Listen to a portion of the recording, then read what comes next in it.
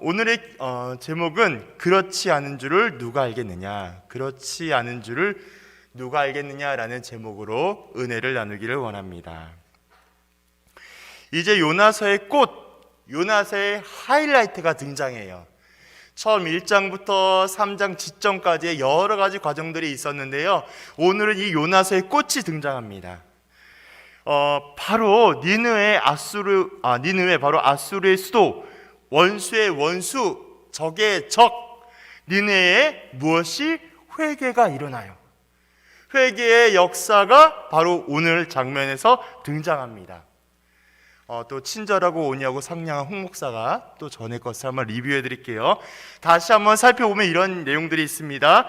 요나는 하나님의 일을 여러 가지 사역을 감당하게 되면서 하나님의 말씀을 전하고 증거하는 선지자였어요. 그러한 삶은 결코 쉬운 일이 아니었습니다. 매 순간마다 크고 작은 어려움들을 만나야 했었고, 하나님의 말씀을 분별하며 뜻을 전해야만 했습니다. 때로는 피곤함과 때로는 연약함으로 인하여 자신의 한계도 경험했을 것입니다. 그래서 하나님의 전적인 도움과 인도함과 은혜 없이는 감당할 수 없었을 거예요. 그때 하나님의 말씀이 요나를 향하여 명령합니다. 그 말씀이 요나 1장 2절에 등장해요. 저 큰 성읍 니느웨로 가서 그것을 향하여 외치라. 그 악독이 내 앞에 상달되었습니다. 이런 하나님의 명령은요, 요나에게 너무나 싫었어요. 그래서 피하고 싶었습니다. 어떻게 나에게, 내가 누군 줄 알고, 내가 선지자란 말이야, 내가 하나님의 말씀을 증거하는 자인데 어떻게 나에게 이런 말씀을 하실 수가 있지라는 것을 생각하게 됩니다. 하나님께서 정녕 내가 어떤 사람인지 모르셨을까? 아니면 하나님께서 나의 출신을 모르셨을까라는 생각과 함께 끊임없이 갈등과 고민하는 요나를 발견하게 됩니다. 아무리 생각해도 하나님의 뜻을, 아무리 기억하여도 하나님의 뜻과 명령을 이해할 수가 없었어요. 왜냐하면 이스라엘의 가장 적대적인 어디? 아수르, 니느웨를 향하여서 그곳에 달려가 하나님의 말씀을 선포하라는 명령이었기 때문입니다. 제가 방금 말씀드린 것처럼 요나는 선지자예요. 선지자로서 복음의 능력, 복음의 비밀을 누구보다도 잘 알고 있습니다. 그래서 복음이 얼마나 위대하며 복음이 얼마나 능력이 있는지도 너무나 잘 알고 있습니다. 그래서 그 복음을 알고 있기 때문에 하나님의 그 명령을 요나가 따를 수가 없었던 거예요. 왜요? 선포하고 또 듣게 되면 놀라운 일과 변화를 가져오기 때문인 것이죠. 요나는 죽기보다 싫어했어요. 그래서 어떻게 하면 하나님의 명령을 거역하고자 했었을 것입니다. 그리고 하나님의 말씀을 피하고자 도망갔어요. 잠깐 사진을 좀 보여주실래요? 지도를 잠깐 준비했는데요. 네, 보이시죠? 영어로 쓰여 있긴 합니다만 여기 보시면 보시는 오른쪽이 니느웨예요.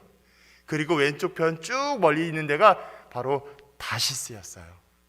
여기에 지도에 보여 있는 것처럼 하나님께서는 니느웨로 향하여 가라고 명령하지만 요나가 어디로 갔을까요? 다시스로 향하는 배로 가게 되었다라는 겁니다. 이제 내리셔도 됩니다. 자, 이제 요나는 죽기보다 싫은 명령을 거역합니다. 불순종합니다. 외면합니다. 그리고 피합니다.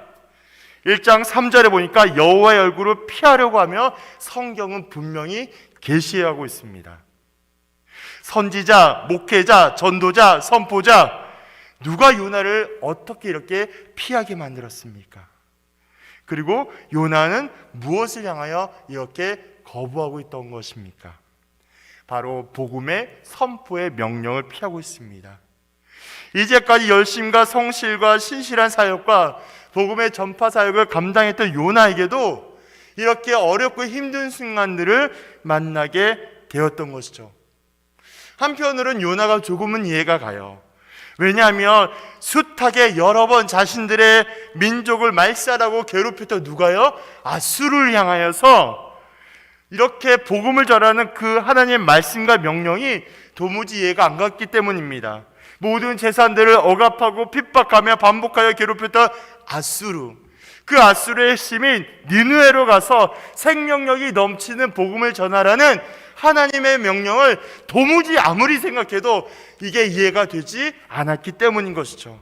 그래서 더 이상 더 따르기 싫었던 겁니다. 이제까지 하나님의 명령과 말씀을 온전히 감당했지만 하나님, 도무지 이제는 따를 수가 없습니다라는 요나의 마음이 느껴졌던 거예요. 그래서 요나가 도망치려 했을 때 아마 이런 마음이지 않을까 싶습니다. 하나님, 내가 왜? 아니야, 나만 아니면 될 것 같아요. 하나님, 나만 아니면 될 것 같아요 라는 마음과 심정으로 거역했을 것입니다. 하나님의 준엄한 명령을 자신의 경험과 지혜와 지식에 근거하여 요나는 불순종합니다. 하나님이 아니라 오직 자신의 생각과 뜻으로 하나님의 명령을 거역합니다. 가장 처참하고 처절한 죄악의 길, 죄의 본질의 모습으로 돌아가는 선지자 요나를 발견하게 되죠. 이제 요나는 다시스로 향하는 배에 오르게 되고 광풍을 만난 다음에 큰 물고기 안으로 들어가죠. 그곳에서 하나님 앞에 철저히 회개하며 은혜를, 또 구원의 은혜를 구하는 요나를 보게 합니다. 그 요나는 다시 니느웨로 가게 되었고 죽기보다 가기 싫은 나라, 그곳을 향하여 천국 복음, 생명의 복음을 전하고자 합니다. 그것이 바로 지난 시간까지의 장면이었고 오늘은 그 장면의 본격적인 내용이 소개되고 있습니다.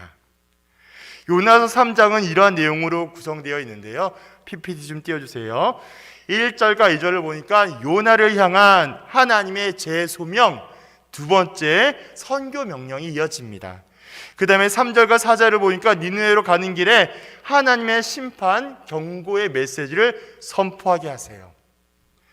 그 다음에 5절과 9절을 보니까 아수르 왕을 포함하여서 니느웨 전체 모든 자들이 금식을 하며 회개를 하는 사실을 보게 합니다.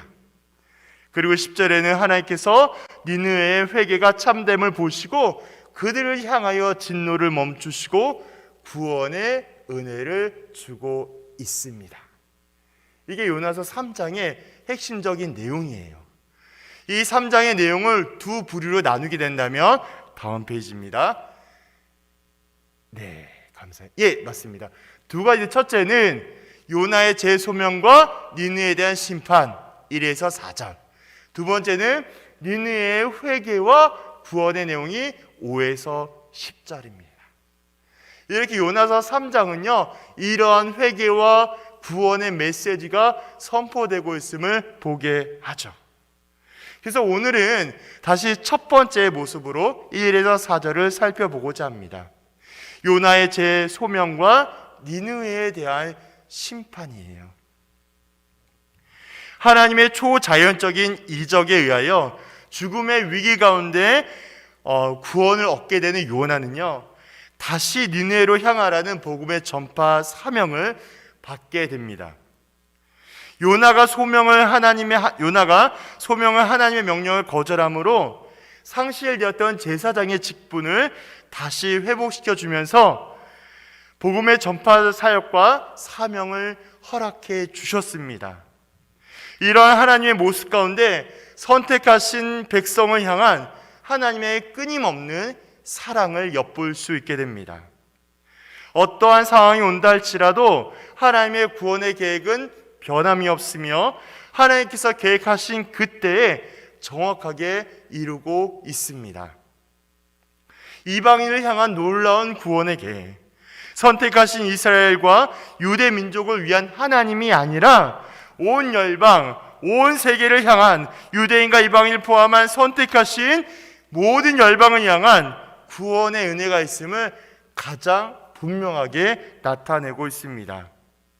이제 요나에게 더 이상 지체할 시간이 없어요. 이제 요나는요, 가장 극적인 상황, 극적인 고통 가운데 이적을 경험하였고 하나님께서 어떤 분인지 분명하게 경험하였기 때문에 하나님께서 하나님 되심을 인정하고 선포하여서 확실한 경험에 의해 하나님의 말씀을 따르게 됩니다. 그걸 두 글자로 뭐라 할까요? 순종이라 그래요. 하나님의 명령과 말씀 앞에 여전히 나는 너무나 죄악이 많고 부족하고 못났지만 하나님을 더욱더 믿음과 신뢰함으로 말미암아 하나님의 뜻에 따라한 삶을 우리는 순종의 삶이라고 이야기합니다. 그래서 3장 3절에 보니까 요나가 여호와의 말씀대로 일어나서라는 말씀이 등장합니다. 이 9절 원에는요, 그때 혹은 지금의 뜻을 가지고 있는 접속사가 붙음으로 하나님의 명령을 받은 요나가 즉각적인 순종을 하였음을 보게 됩니다. 즉각적인 순종의 모습은 요나가 1장에서 보여주었던 처음에 명령받았을 때의 모습과 전혀 다릅니다. 아주 대조적인 모습으로 지금 비교하고 있는데요. 그리고 요나는 니느웨에 도착하자마자 바로 심판의 메시지를 선포하고 있습니다. 사실 요나가 낯선 이방인으로서 니느웨의 정치적인 상황과 주민들의 생활의 모습, 풍습 등에 대하여 여러 가지 사항을 조사하지 않고 충분히 알지도 않은 채 그렇게 나아갔을 법한 모든 것들은 너무나 위험했던 상황이었습니다. 다시 말씀을 드린다면 어느 나라든지 어떠한 선교 땅이든지 그곳에 대한 충분한 조사가 이루어지지 않고 나가는 것 그 자체는 위험한 일이 되기 때문인 것이죠. 그래서 요나는요, 그 모든 상황과 요소들을 포기한 채 오직 하나님의 뜻과 섭리만을 인정하며 하나님의 메시지를 선포합니다. 장면을 보여주시겠어요? 짠! 죄송합니다. 다음 사진이요. 이게 니느웨 성이고요. 이게 당시에 이렇게 하지 않았을까라는 상상을 그린 이미지라고 보시면 되겠습니다.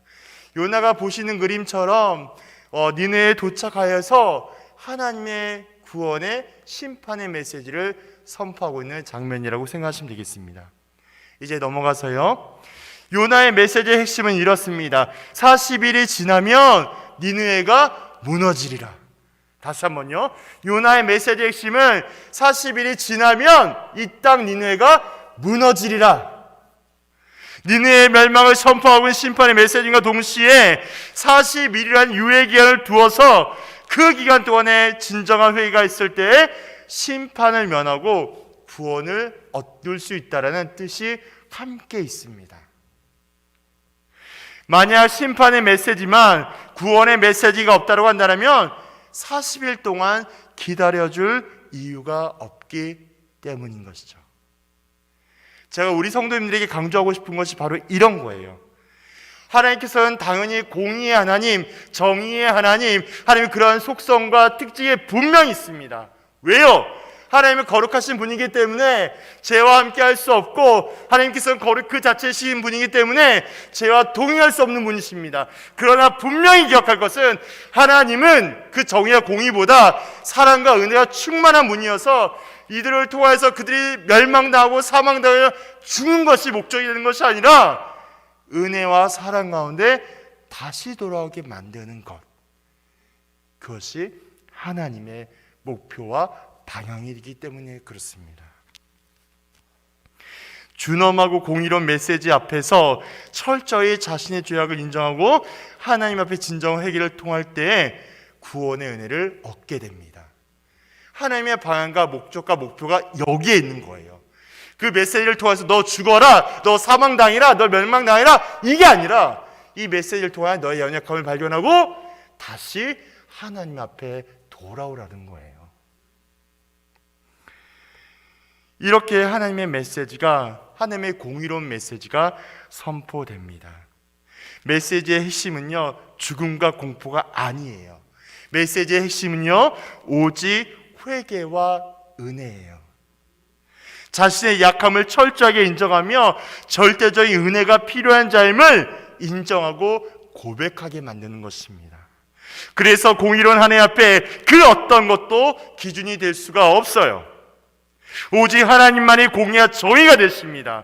하나님의 공의와 정의는 가장 완전하고 완벽한 은혜와 사랑으로 연결됨을 기억하시기를 바랍니다. 그리고 5절과 10절의 내용이 이어지고 있어요. 그 내용이 무엇이냐, 바로 니느웨의 회개와 구원이 일어납니다. 요나의 메시지를 들은 니느웨 반응이 너무나 놀라웠습니다. 한번 상상을 해보세요, 우리 성도님들. 니느웨 입장에서 한번 상상해 볼게요. 유대의 이스라엘 선지자예요. 그러면 니느웨 입장에서 이 요나가 어떠한 사람일까요? 같은 민족은 아니잖아요. 그럼 뭐예요? 이방인인 거예요. 이 허름해 보이는 이방인의 모습이, 그의 선지 요나의 모습이 와서, 야, 너네 40이 지나면 여기가 회개하지, 너희가 망한대, 멸망한대 라고 선언하고 있는 장면이 바로 요나의 선포의 장면이에요. 그래서 그들에게는요, 이 요나의 메시지가요, 중요한 게 아닌 거죠. 다시 설명하면 다양한 여러 신들 가운데 그냥 그저 그런, 믿거나 말거나 듣거나 말거나 그냥 그저 그런 신 중에 하나가 바로 그들의 모습에서의 요나의 메시지였던 거예요.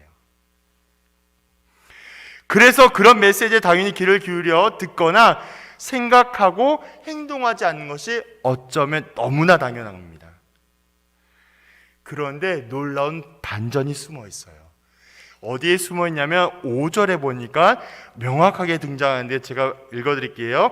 니느웨 사람들이 하나님을 어떻게 믿고 금식을 선포하고 높고 낮은 자를 막론하고 굵은 베옷을 입은지라라고 이야기합니다. 무슨 일이 일어난 걸까요? 5절에 보니까 하나님의 심판과 구원의 메시지를 들은 자들의 반응이 나타나고 있어요. 바로 하나님을 믿었다라는 겁니다. 그 메시지를 들은 모든 자들이 하나님을 믿은 귀한 은혜가 일어난 거예요.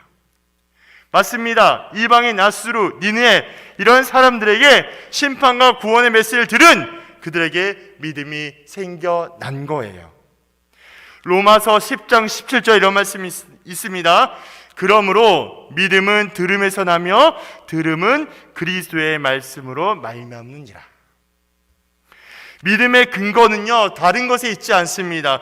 믿음은 오직 그리스도의 말씀, 하나님의 말씀에서 시작되었음을 확실하게 알 수 있습니다. 그토록 유대를, 이스라엘을 괴롭히고 억압하며 반복하여 힘들게 했던 그들, 그 이방 나라 가운데 가장 악독한 그들에게 구원의 은혜가 임하게 된 거예요. 바로 회개의 은혜가 일어나게 된 것입니다. 그것은 오직 복음뿐이에요. 제가 요즘에 많은 일들을 하고 있습니다만 가장 중요하게 생각하는 것이 청년부 1:1 신방을 하고 있습니다. 좀 재미나고 조금 이렇게 특이한 사항이 뭐냐면 청년들을 만날 때마다 가장 기본적이고 기초적인 복음에 대한 내용들을 이야기하게 돼요. 그리고 저마다 내용과 상황은 다르지만 놀라운 사실은 그 복음을 통하여 아이들의 고백과 상황과 모습이 점차 달라지고 있음을 보게 합니다. 무엇일까요?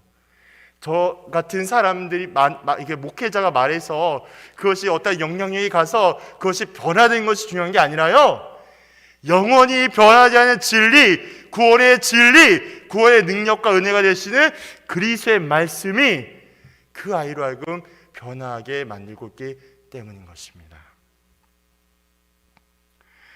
그래서 복음 외에 무슨 설명이 필요하겠습니까? 오직 그리스도의 말씀, 하나님의 계시 외에 무엇이 더 필요하겠습니까? 하나님의 말씀을 들은 자는 반드시 하나님을 믿게 되어 있습니다. 믿음은 오직 그리스도의 말씀으로 시작하며 완성되었기 때문인 것이죠. 그렇게 믿음이 생긴 후에 자연스러운 반응이 일어납니다. 어떤 반응일까요? 바로 회개가 일어난 거예요. 다음 사진 보여주세요. 네, 이것도 이미지인데요. 지금 당시의 니느웨에서 복음의 메시지를 들은 많은 니느웨 사람들이 자신이 섬겼던 우상의 조각들을 완전히 무너뜨리고 그리고 철저하게 하나님 앞으로 나아가는 그들의 장면과 모습을 보여주고 있는 내용입니다. 넘어가 주세요. 이렇게 믿음이 생긴 후에 자연스러운 반응이 바로 회개가 일어났다라는 것입니다. 계층과 연령을 불문하고 모든 니느웨 사람들이 회개에 동참하기 시작하였습니다. 금식을 선포하면서 자신의 생명과 목숨을 다하여 자신의 처절하고 죄와 교만을 인정하며 하나님께 더욱더 은혜로 매달리게 됩니다. 하나님을 전혀 알지 못했던 앗수르, 매번마다 자신의 동족을 괴롭히며 죽이며 약탈했던 앗수르, 그들을 향한 하나님의 놀라운 구원의 은혜는 상상을 초월했습니다. 이러한 소문이 어떻게 됐을까요? 바로 왕에게까지 전달됐어요. 당시 철저하게 계급 사회였던 니느웨는요, 가장 높은 자리에 있는 왕이 회개했다라는 기록은 이런 의미가 있습니다. 니느웨의 회개가 그 안에서 얼마나 거국적으로 진행되었는가를 지금 정확하게 설명하고 있는 장면이 바로 왕이 회개했다라는 내용이에요. 이러한 장면을 통해서 우리는 또 한 번 알 수 있습니다. 복음의 능력과 복음의 힘과 복음의 지혜가 얼마나 탁월하고 놀라운지, 얼마나 변치 않는 진리가 되는지를 우리에게 가장 분명하게 선언하고 있습니다. 그래서 하나님께서 손을 대시고 간섭하시면 됩니다. 하나님께서 손을 대시고 간섭하시면 전혀 불가능할 것만 같은 이방의 구원이 일어납니다. 오직 하나님의 손과 간섭으로 이루어집니다. 하나님께서 하셨습니다. 하나님의 일을 하나님께서 완성해 나가십니다. 하나님의 열심으로 하나님의 구원의 일을 완성해 나가세요. 우리는요, 그냥 쓰임 받는 것 뿐이에요. 청지기 같이, 나그네 같이 주께서 우리 교회 공동체를 통하여 주신 사명이 있다라면 묵묵히 그 길을 걸어가는 것, 우리가 마땅히 해야 될 사명인 줄로 믿으시기를 바랍니다. 하나님의 회개운동은 거기서 멈추지 않으셨어요. 하나님께서는 니네 왕을 통하여 구체적으로 일하십니다. 7절을 보니까 왕과 대신들이 조서를 내려라고 말씀이 나오고 있습니다. 왕이 직접 조서를 내려서 앗수르의 회개가 공식적으로 인정되었으며 선포하고 있습니다. 이렇게 고대 사회는요, 왕이 공식적으로 선포하며 전국으로 전달하며 절대적으로 시행하는 규칙이 되었음을 알게 합니다. 니느웨의 회개는요, 사람이든 짐승이든 굵은 배를 입으며 하나님께 부르짖으며 하나님의 철저한 은혜만을 구하고 있어요. 어디서? 8절에서요. 여기서 굵은 배를 입음과 금식하고 지 않는 것과 똑같은 슬픔과 회개의 표현을 하고 있습니다.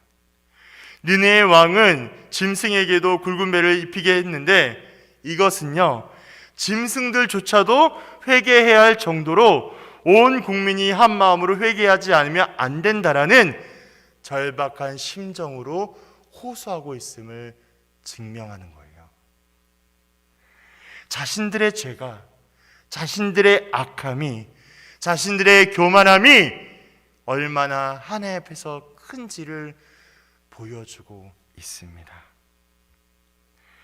그래서 하나님의 말씀, 심판과 구원의 메시지를 모든 자는요, 이러한 변화를 가져옵니다. 당연한 반응이고요, 이것 외에 다른 것이 있을 수가 없습니다. 그래서 구원 얻은 자는요, 복음을 듣고 생명을 얻은 자에게는 반드시 따라 보이는 변화가 있게 되는 것이죠. 두 가지가 있는데요. 첫째는 어떠한 변화가 있냐? 내가 철저한 죄인임을 인정합니다. 구원의 은혜를 얻은 자들은요, 첫째는 자신의 죄인임을 인정하게 돼요. 이전까지 자신의 모든 삶과 노력, 과정, 목표, 자신의 만족, 인정, 성공을 위한 맹목적으로 달려왔음을 고백하게 만들어요. 우리 청년부 안에서도 이러한 모습이 여실하게 드러납니다. 신방에서 얘기를 하다 보면 너 무엇을 위해서 열심히 달려가니? 너 왜 이렇게 열심히 하려고 하니? 라고 얘기했을 때 여전히 주중의 삶에 매여 있는, 거기에 종속되어 있는, 신앙과 멀리 떨어져 있는 연약함들을 발견하게 합니다. 제가 그때 유일하게 선포하는 거, 누구누구야, 지금 너에게는 그 주어진 자리 너무나 감사하고 좋은 자리지만 기억해야 돼. 너의 주중의 삶도 주일의 영광을 위한 것이야. 너의 정체성은 그리스도인이야. 너는 세상 가운데 빛과 소금의 사명을 감당해야 할 아버지의 자녀임을 기억해야 돼. 여기에서 나와서 말씀을 드리는 것처럼 마찬가지입니다. 우리가 우리의 만족과 인정과 성공에 맹목적으로 달려가는 것이 아니라, 우리의 삶이 우리의 것처럼 착각하며 살아가는 것이 아니라, 현실에 집착하지 아니하고 땅에 떨어져 썩어질 것에 집착하지 아니하고 하나님의 나라와 영광을 위하여 살아가는 삶, 그리스도의 십자가와 부활의 은혜를 인정하며 살아가는 삶이 되어야 하기 때문인 것이죠. 그래서 마치 세상에서 제공되는 모든 요소를 만족하지 아니하면, 그것을 따라가지 아니하면 불안해하고 염려하며 결국 하나님을 기억하고 높이는 신앙의 자리까지 포기하게 만드는 어리석음도 보게 합니다. 그런 모습이 바로 세상을 따라가는 연약한 신앙의 모습인 거예요. 바로 우리의 모습입니다. 그래서 우리는 끊임없이 인정해야 돼요. 주님, 내가 주님 앞에 철저한 죄인입니다. 나를 불쌍히 여겨 주옵소서. 내게 긍휼을 더하게 하여 주시고 성령을 통하여 깨닫게 하여 주시고 순종과 복종의 자리에 갈 수 있도록 나를 인도하여 주시옵소서. 그리스도의 은혜와 사랑만이 나를 살리고 인도하심을 인정해야 합니다. 두 번째는 어떤 변화가 있냐? 바로 다시 하나님께로 돌아가게 합니다. 철저한 죄인임을 고백하게 될 때에 비로소 돌아갑니다. 자신의 길과 모습이 하나님 앞에 얼마나 부끄럽고 연약한지를 깨달았기 때문인 것이죠. 겉으로 하나님을 부르면서 여전히 자신을 인정하고 의지하며 교만했던 나를 발견하고 내 안에 함께 하시는 성령의 도움과 인도하심으로 다시 돌아가셔야 합니다. 하나님께서 나를 이끌어 가실 수 있도록, 하나님께서 나를 간섭하며 하나님의 뜻대로 만들어 가시도록 끊임없이 점검해야 합니다. 그래서 하나님 제일주의, 하나님만이 내 삶의 유일한 소망임을 인정하며 그 자리로 돌아가야 합니다. 지극히 나의 평범한 일상 가운데 늘 찾아와 주시고 세밀한 음성으로 나를 감동하게 하여 주시며 평안과 위로로 함께 하여 주십니다. 그래서 회개한 자들이 어떤 모습으로 나갈 수 있냐? 기억하십시오. 내가 서 있는 자리가 가장 감사한 자리입니다. 다시 한번요. 회개하며 돌아갈 때에 내가 서 있는 그 자리, 남들이 볼 때에 조금 부족하고 모자라며 연약한 그 자리가 가장 귀한 자리예요. 하나님, 괜찮아요. 있는 모습 그대로 나를 인정하고 받아주시는 하나님. 제가 오늘도 청년에게 이야기했어요. 누구누구야, 걱정하지 마. 하나님은 가시 많은 너와 나를 안아주셨어. 그리고 보혈의 은혜로 그 사랑을 확증했어. 그것이 그리스도의 은혜입니다. 아무 조건 없이, 아무 어떤 것도 없이 그저 주시는 그 사랑. 그 사랑이 있기 때문에, 그 사랑 때문에 하나님께서는 있는 모습 그대로 나를 인정하여 주시고 사랑하여 주시며 안아주시기 때문에 크고 작은 어려움과 갈등을 만난다 할지라도요, 더욱 감사하며 사랑하고 섬길 수 있습니다. 그래서 그 자리가 가장 감사한 자리인 거예요. 이러한 모습, 바로 회개로 돌아가는 자의 모습입니다. 은혜를 인정한 자의 모습이며 우리가 끝까지 기억해야 할 모습이에요. 이제 10절에 이런 내용이 있습니다. 하나님께서는 니느웨를 향한 사망과 멸망을 거두어 주세요. 그들이 행한 것, 곧 그 악한 길에서 돌이켜 떠난 것을 보셨다고 하셨습니다. 무슨 말일까요? 무슨 뜻일까요? 니느웨의 눈물, 진정한 회개, 이것을 보셨다라는 하나님의 인정이에요. 이제까지 그들의 삶이 가장 악랄하고 교만했음을 들으셨다는 겁니다. 하나님 없이도 충분히 할 수 있었다는 그들의 죄악, 행악을 들으셨다라는 뜻입니다. 자신의 죄, 교만, 유익을 위한 것이라면 주변 이웃을 향한 악탈과 억압은 기본이며 무참하게 죽이고 온갖 우상 숭배를 했었던 아수르 니느웨의 죄를 보게 하셨습니다. 그리고 그 모든 것을 인정하게 하시고 회개하게 하셨습니다. 그것이 바로 악한 길에서 돌이켜 하나님께로 되돌아간 자의 모습이에요. 진정한 회개로 구원의 은혜를 누리는 자의 걸음이 되어줍니다. 기억해 주세요. 아무리 못나고 방탕한 자식일지라도 아비와 어미의 사랑을 끊을 수 없습니다. 자녀를 향한 애틋한 사랑은 그 무엇으로도 갈라놓을 수가 없습니다. 이러한 사랑이 어떠한 사랑일까요? 하나님 아버지께서 우리를 향하신 사랑입니다. 자신의 형상대로 지음받은 인간, 그러나 원죄와 자범죄로 인하여 씻을 수 없는, 돌아올 수 없는 죄의 길에 들어가게 되었지만 우리에게 소망이 있음은 예수 그리스도의 십자가의 보혈과 부활의 은혜가 있기 때문입니다. 그래서 우리는 하나님과의 단절된 관계가 예수 그리스도로 인하여 온전한 연합을 이룰 수 있게 되었습니다. 그래서 복음은 능력이며 소망입니다. 그래서 하나님의 말씀에는 멸망과 사망이 끝나지 않고요, 위로와 소망을 전해주고 있습니다. 당장 내 모습은 캄캄하고 앞이 보이지 않다 할지라도요, 하나님의 은혜와 인도하심이 있기 때문에 우리 모두는 감사함으로 살아갈 수 있습니다.